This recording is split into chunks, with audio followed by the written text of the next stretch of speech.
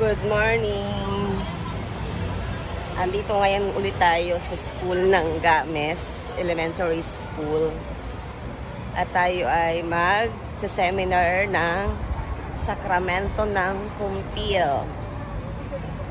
Hindi pa kami tapos mag-seminar. Meron pa kaming 2 session para sa mga grade 6 sa Kumpil. So, malapit na ang Kumpil kaya kailangan matuloy na itong seminar.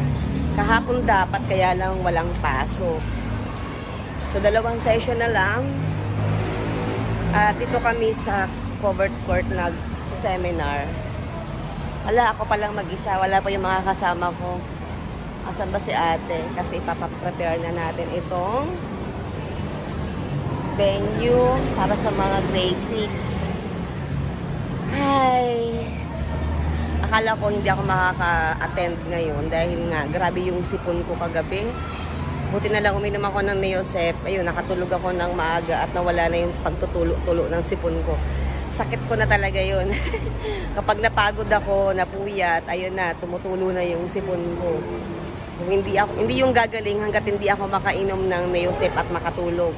Kaya buti na lang, naging okay ngayon. Hi ate! So, mayroon kaming seminar. So, mamaya na lang ulit. 2 session na lang. Sino kaya ang darating na kasama ko ngayon? Dapat si Sis Claire, si Sis Tita, at si Tita Yoli ang darating ngayon na kasama ko. Sana dumating sila. Ayun. So, mag-review na ako ng aking ito-talk kasi may topic ako ngayon. Sana dumating si Ate Yoli kasi 2 kami kasing nag-aano dito, nagtuturo. Pag wala siya, susuluhin ko to. 1 oras ako yung magtotalk nito. Ay, nako. Pero okay lang kasi na ano naman natin. Medyo alam naman natin dapat ang tinuturo natin.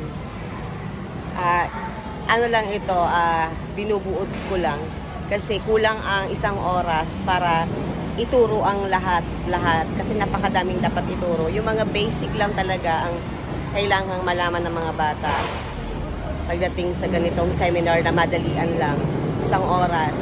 Kumbaga, ang seminar lang na nabubuo sa Kumpil, parang 3 hours lang kasi nga 3 days kami na nagsaseminar, tapos each day is 1 hour. So, kung pagsama-samahin yun, 3 hours lang talaga.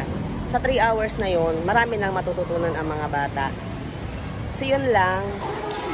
Okay, tapos na ang aming seminar.